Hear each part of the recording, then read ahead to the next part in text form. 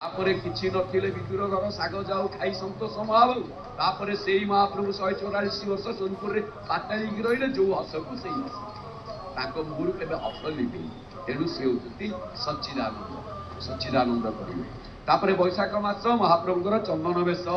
ज्येष्ठ मास गजानन बेश, आषाढ़ मास नवजौवन बा सुना बेश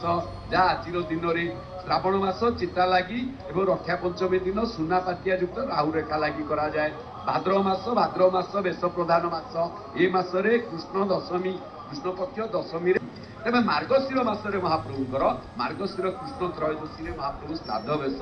चतुर्दशी कश्यप अदिति माने कृष्ण चतुर्दशी ठारू महाप्रभु श्राद्ध बेश होती।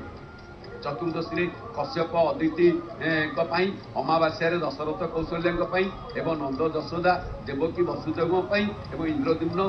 गुंडीचा को से श्राद्ध दे शंख चक्र सेपटे हलमूषल आम बलभद्र हलमूषल एपटे देखो हाथ कि सुंदर हाथ देखिले केड़े केड़े हाथ महाप्रभु तुम हाथ नथिला किए कहे अपाणी पाद जबन ग्रहिता पुणी किए कहे तुम बिनु पद चल सुन बिनु काना कर बिनु करम करे विधि ना तुम तो सब हल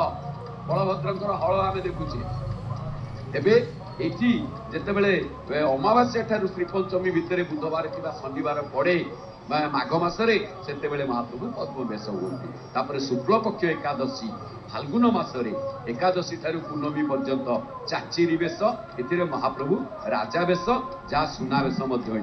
आ चैत्र मसरे महाप्रभुकर रघुनाथ बेश। कि गोटे आश्चर्यर कथा जो सुना बेश आपण मैंने देखुं महाप्रभु सुनारे बेश होती हाथ एपर्यंत लगी हो महाप्रभुर हाथ विशाल भुज। तेरे जो गुंडीचा और बाहुड़ा यात्रा गुंडीचा यात्रा और बाहुड़ा यात्रा ये यात्रार सर्वश्रेष्ठ नीति श्री जगन्नाथ महाप्रभु कौन करती ना सुना बेश महाप्रभु गोटे सब